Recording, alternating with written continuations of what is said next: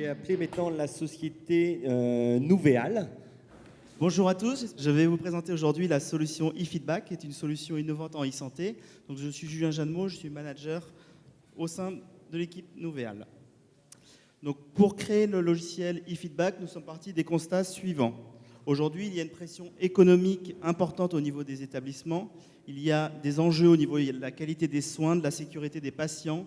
On a des intervenants multiples au cours du parcours de soins et on va de plus en plus vers de l'ambulatoire.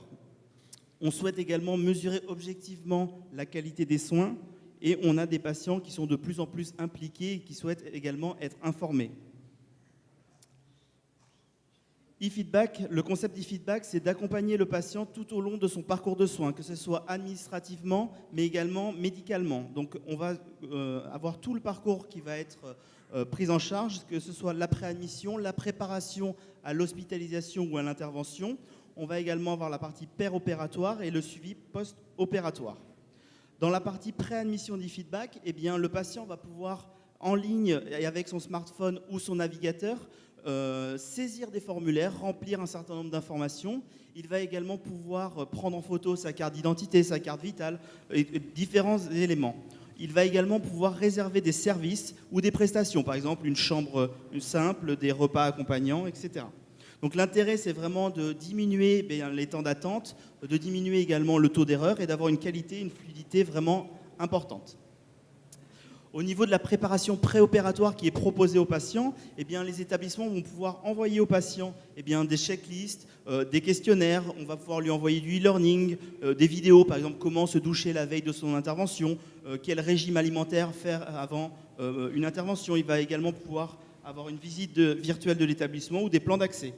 Un type d'application, voilà, c'est pour un patient, c'est de pouvoir visualiser l'établissement avant son hospitalisation. Pendant l'hospitalisation, le patient va pouvoir avoir accès à un kiosque de service, donc il va pouvoir avoir accès à des vidéos, il va pouvoir commander différentes prestations, il va pouvoir également se divertir, regarder un film, lire des journaux. Donc l'intérêt vraiment pour le patient, c'est le confort et sa satisfaction, et pour l'établissement également, on peut avoir des revenus complémentaires intéressants.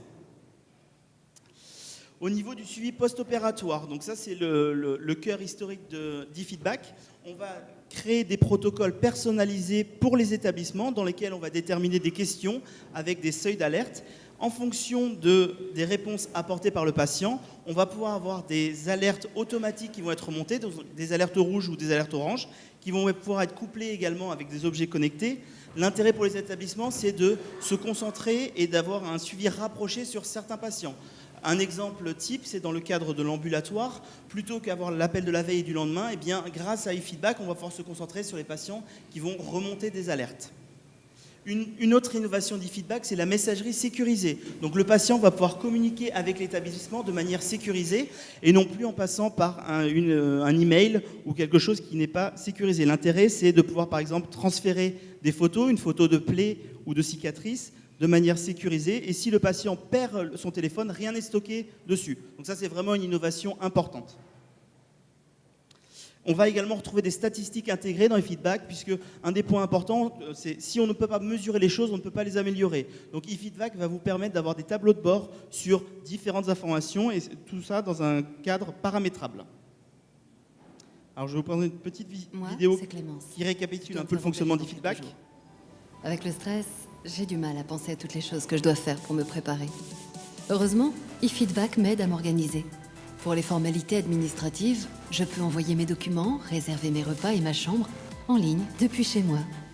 Avant mon opération, j'ai accès à des informations pratiques pour mieux me préparer. Le jour J, je me change les idées et le temps passe plus vite.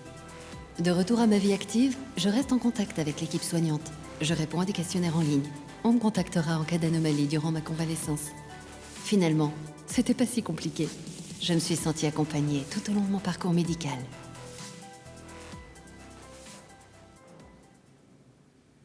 Donc eFeedback aujourd'hui est une réalité, on n'est pas sur un POC ni sur un site pilote. Aujourd'hui, on a plus de 10 000 patients qui ont utilisé eFeedback au 1er janvier 2016, que ce soit dans l'ambulatoire, dans de la chirurgie classique ou dans de la psychiatrie. Donc je vous invite à venir me rencontrer si vous souhaitez plus d'informations sur la solution, au stand juste derrière vous. Merci beaucoup. Il a tenu 4 minutes 59. Parfait.